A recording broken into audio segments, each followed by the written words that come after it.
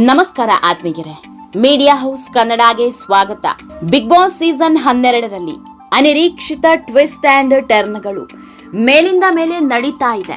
Big boss ಮನೆಯಲ್ಲಿರೋ ಸ್ಪರ್ಧಿಗಳಿಗೂ ಊಹಿಸಿಕೊಳ್ಳೋದಿಕ್ಕೆ ಆಗ್ತಾ ಇಲ್ಲ, ಹೊರಗಿರೋರಿಗೂ ಗೆಸ್ ಮಾಡೋದಿಕ್ಕೆ ಆಗ್ತಾ ಇಲ್ಲ.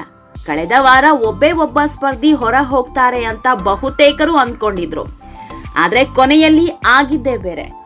ಒಂದೇ ದಿನದ ಅಂತರದಲ್ಲಿ ಇಬ್ರು ಸ್ಪರ್ಧಿಗಳನ್ನ ಬಿಗ್ ಬಾಸ್ ಮನೆಯಿಂದ ಹೊರ ಹಾಕಿದ್ರು. ಮೊದಲ ಸ್ಪರ್ಧಿಯಾಗಿ ಸೂರಜ್ ಹೊರ ಹೋದ್ರೆ, ಎರಡನೇ ಸ್ಪರ್ಧಿಯಾಗಿ ಮಾಳು ಎಲಿಮಿನೇಟ್ ಆಗಿದ್ರು. ಈಗ ಬಿಗ್ ಬಾಸ್ ಮನೆಯಿಂದ ಹೊರ ಬಂದಿರೋ ಸೂರಜ್ ಅಸಲಿ ಸತ್ಯ ಹೇಳಿದ್ದಾರೆ. 80 ದಿನದಿಂದ ಯಾರಿಗೂ ಗೊತ್ತಿರದ ಒಂದಿಷ್ಟು ವಿಷಯಗಳನ್ನ ಹಂಚಿಕೊಂಡಿದ್ದಾರೆ. ಅಷ್ಟೇ ಅಲ್ಲ, ಬಿಗ್ ಬಾಸ್ ಮನೆಯಲ್ಲಿರೋ ಕಾವ್ಯಾಗೂ ಎಚ್ಚರಿಕೆಯ ಸಂದೇಶ ನೀಡಿದ್ದಾರೆ. ಇದೆಲ್ಲದ್ರ ಬಗ್ಗೆ ಇವತ್ತಿನ ವಿಡಿಯೋದಲ್ಲಿ ಹೇಳ್ತಾ ಹೋಗ್ತೀವಿ. ಅದಕ್ಕೂ ಮೊದಲು ನೀವಿನ್ನೂ ನಮ್ಮ ಚಾನೆಲ್ನ ಸಬ್ಸ್ಕ್ರೈಬ್ ಮಾಡಿಲ್ಲ ಅಂದ್ರೆ ಮಿಸ್ ಮಾಡಬೇಡಿ, ಈಗಲೇ ಸಬ್ಸ್ಕ್ರೈಬ್ ಮಾಡಿ. ಈ ವಿಡಿಯೋನ ಕೊನೆವರೆಗೂ ನೋಡಿ, ನಿಮ್ಮ ಅನಿಸಿಕೆಗಳನ್ನು ಕಮೆಂಟ್ ಮಾಡಿ. ಆತ್ಮೀಯರೇ, ಸೂರಜ್ ಬಿಗ್ ಬಾಸ್ಗೆ ಬರೋದಿಕ್ಕೂ ಮೊದಲು ಅದೆಷ್ಟು ಜನರಿಗೆ ಗೊತ್ತಿದ್ರೋ ದೇವರೇ ಬಲ್ಲ. ಯಾಕಂದ್ರೆ ಯಾವುದೇ ಸಿನಿಮಾದಲ್ಲಿ ಇರ್ಲಿಲ್ಲ, ಸೀರಿಯಲ್ಗಳಲ್ಲೂ ಕಾಣಿಸ್ಕೊಂಡಿರ್ಲಿಲ್ಲ, ಸೋಷಿಯಲ್ ಮೀಡಿಯಾದಲ್ಲಿ ಯಾವತ್ತೂ ಟ್ರೋಲ್ ಆದವರಲ್ಲ. ಆದ್ರೆ ಇವರು ಮಾಡೋ ರೀಲ್ಸ್ಗಳು ಸಿಕ್ಕಾಪಟ್ಟೆ ಸದ್ದು ಮಾಡ್ತಾ ಇತ್ತಂತೆ. ಕಂಟೆಂಟ್ ಕ್ರಿಯೇಟರ್ ಕೂಡ ಆಗಿದ್ರಂತೆ. ಹೀಗಾಗಿ ಬಹಳಷ್ಟು ಮಂದಿಗೆ ಸೂರಜ್ ಬಗ್ಗೆ ಗೊತ್ತೇ ಇರಲಿಲ್ಲ. ಆದ್ರೆ ಬಿಗ್ ಬಾಸ್ ಮನೆಗೆ ಬಂದ ಮೇಲೆ ಸೂರಜ್ ಹೇಗೆ, ಅವರ ವ್ಯಕ್ತಿತ್ವ ಏನು ಅನ್ನೋದು ಅರ್ಥ ಆಯಿತು. ಸೂರಜ್ ಎಲ್ಲೋ ಸ್ನೇಹದ ಹೆಸರಲ್ಲಿ ಬಂದಿಯಾಗ್ಬಿಟ್ರು. ರಾಶಿಕಾ ಜೊತೆಗಿನ ಸ್ನೇಹವೇ ಸೂರಜ್ಗೆ ಮುಳುವಾಯಿತು.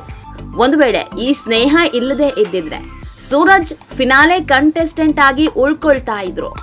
ಯಾಕಂದ್ರೆ ಸೂರಜ್ ವ್ಯಕ್ತಿತ್ವದಲ್ಲಿ ತುಂಬಾ ಒಳ್ಳೆ ವ್ಯಕ್ತಿ. ಬಿಗ್ ಬಾಸ್ ಮನೆಯಲ್ಲಿ ಇಷ್ಟು ದಿನ ಇದ್ರು,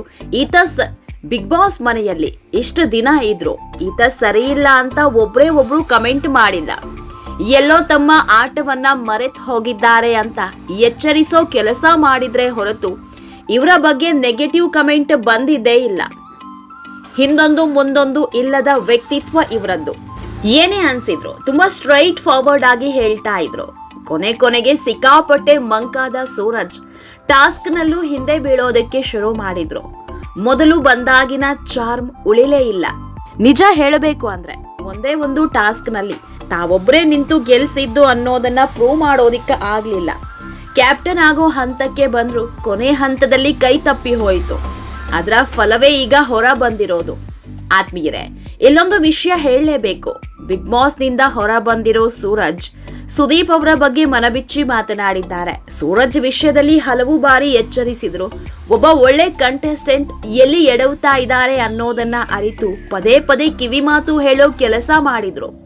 ಯಾಕಂದ್ರೆ ಬಿಗ್ ಬಾಸ್ ಗೆಲ್ಲಬೇಕು ಅಂತ 10 ಕನಸು ಕಟ್ಕೊಂಡ ಸ್ಪರ್ಧಿ ಈಸಿಯಾಗಿ ಸೋತು ಹೋಗಬಾರದು ಅನ್ನೋ ಕಾರಣಕ್ಕೆ ತುಂಬಾ ಬಾರಿ ಎಚ್ಚರಿಸೋ ಕೆಲಸ ಮಾಡಿದ್ರು. ಆದ್ರೆ ಸೂರಜ್ ಸುದೀಪ್ ಅವರ ಮಾತನ್ನ ತಿಳಿಯೋದ್ರಲ್ಲಿ ಸೋತು ಹೋದ್ರು.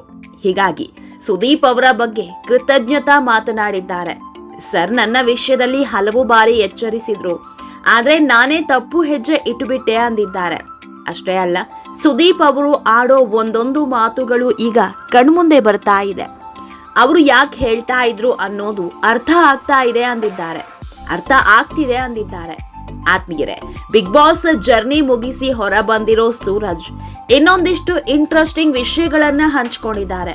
ಮೊದಲಿಗೆ ಗಿಲ್ಲಿ ಬಗ್ಗೆ ಮನಬಿಚ್ಚಿ ಮಾತನಾಡಿದ್ದಾರೆ. ಬಹುಶಃ ಬಿಗ್ ಬಾಸ್ ನಿಂದ ಎಲಿಮಿನೇಟ್ ಆದವರು ಗಿಲ್ಲಿ ಬಗ್ಗೆ ಇಷ್ಟೊಳ್ಳೆ ಕಮೆಂಟ್ ಕೊಟ್ಟಿದ್ದೇ ಇಲ್ಲ. ಇರೋದನ್ನ ಇದ್ದಂಗೆ ಹೇಳಿದ್ದು ಸೂರಜ್ ಮಾತ್ರ ಅನ್ಸುತ್ತೆ. ಬಿಗ್ ಬಾಸ್ ಮನೆಯಲ್ಲಿ ಗಿಲ್ಲಿಯನ್ನ ನೋಡ್ಕೊಂಡ್ ಬಂದ ಸೂರಜ್ ಮುಕ್ತ ಕಂಠದಿಂದ ಹೊಗಳಿದ್ದಾರೆ. ನಮ್ಮಮ್ಮ ಬಿಗ್ ಬಾಸ್ ಮನೆಗೆ ಬಂದಾಗ ಗಿಲ್ಲಿ ಬಗ್ಗೆ ಹೇಳ್ತಾ ಇದ್ದಂತೆ ನನಗರ್ಥ ಆಗಿತ್ತು, ಹೊರಗಡೆ ಫುಲ್ ಗಿಲ್ಲಿ ಹವಾ ಎದ್ದಿದೆ ಅಂತ. ನಿಜ ಹೇಳಬೇಕು ಅಂದ್ರೆ ಗಿಲ್ಲಿ ಅಸಾಮಾನ್ಯ ವ್ಯಕ್ತಿ. ಆತನನ್ನ ಯಾರಿಂದಲೂ ಅರ್ಥ ಮಾಡ್ಕೊಳ್ಳೋದಿಕ್ಕೆ ಆಗಲ್ಲ. ಆತನಂತೆ ಥಿಂಕ್ ಮಾಡೋದಿಕ್ಕೂ ನಮ್ ಕೈಯಲ್ಲಿ ಆಗಲ್ಲ. ಬಿಗ್ ಬಾಸ್ ಗೆಲ್ಲೋದು ಗಿಲ್ಲಿಯೇ, ಆತನನ್ನ ಬಿಟ್ಟು ಯಾರೂ ಇಲ್ಲ ಅಂದಿದ್ದಾರೆ. ಇದರ ಜೊತೆಗೆ ಕಾವ್ಯಾಗೂ ಒಂದು ಕಿವಿ ಮಾತು ಹೇಳಿದ್ದಾರೆ.